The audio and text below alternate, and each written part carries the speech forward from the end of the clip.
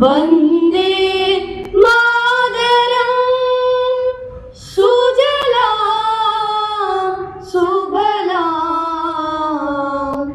മലയജ ശീതളാം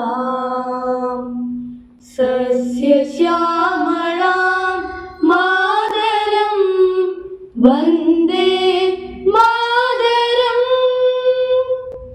ശുഭ്രജോത്സ്ന ഉലകിതയാമിനീ ഭുല്ലകുസുമിത ദ്രുമദള ശോഭിനീ സുഹാസിനീ സുമധുരഭാഷിണീ സുഗദാം വരദാം മാതരം വന്ദേ മാതരം വന്ദേ മാതരം. കടന്നു പോകുന്നില്ല. വസ്ത്രം ഏത് ധരിച്ചാലും പീഡനം. അപ്പോൾ വസ്ത്രമല്ല പ്രശ്നം. ഏത് വയസ്സുമുള്ളവർക്കെതിരെ പീഡനം. അപ്പോൾ വയസ്സല്ല പ്രശ്നം. സ്വന്തം ബന്ധത്തിൽപ്പെട്ടവർക്ക് പോലും പീഡനം. അപ്പോൾ ബന്ധമല്ല പ്രശ്നം. കയ്യിൽ കിട്ടുന്ന പ്രതികളെ സുഖവാസത്തിന് വിടുന്ന നിയമവ്യവസ്ഥയാണ് പ്രശ്നം. കഴിഞ്ഞ മാസങ്ങളായി എത്ര പീഡനം കൊലപാതക വാർത്തകളാണ് നാം കേട്ടുകൊണ്ടിരിക്കുന്നത്. ഓരോരുത്തരും ഓർമ്മകളായി മറയുന്നു. ഇതിനൊരു അറുതി വരണമെങ്കിൽ കടുത്ത നിയമവ്യവസ്ഥ നടപ്പിലാക്കിയേ തീരൂ. എങ്കിലും പ്രതീക്ഷയ്ക്ക് വകയുണ്ട്. ഉരുൾപൊട്ടലിൽ ഒരു ഗ്രാമം ഒലിച്ചു പോയപ്പോൾ ജനങ്ങളും സന്നദ്ധ പ്രവർത്തകരും കയ്യും മെയ്യും മറന്ന് രക്ഷാകര പദ്ധതിയിൽ ഏർപ്പെട്ടു. ഇതുപോലെ അങ്കോളയിലെ മണ്ണിടിച്ചിലിൽ കാണാതായ ഒരു യുവാവിന് വേണ്ടി ഒരു നാട് ഒന്നാകെ ഒരുമിച്ചു. ഇന്ത്യ 79ാം സ്വാതന്ത്ര്യ ദിനം ആഘോഷിക്കുമ്പോൾ നമുക്ക് അഭിമാനിക്കാം, സന്തോഷിക്കാം. ഭാരതത്തോടുള്ള അഭിമാനം വികാരത്തിൽ നിന്ന് പ്രവർത്തനത്തിലേക്ക് കടന്നു ചെല്ലണം. എന്റെ നാട് ഭാരതമാണ്.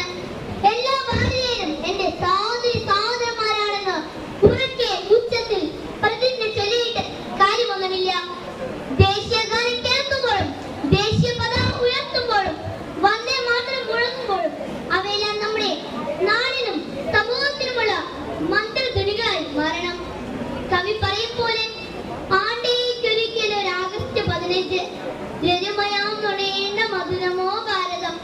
ഒരിക്കലുമല്ല, അത് നമ്മുടെ രക്തവും വികാരവുമാണ്. അഴിമതിയും ഭിന്നതയും കലഹങ്ങളുമില്ലാത്ത ഭാരതമാണ് നമ്മുടെ സ്വപ്നം.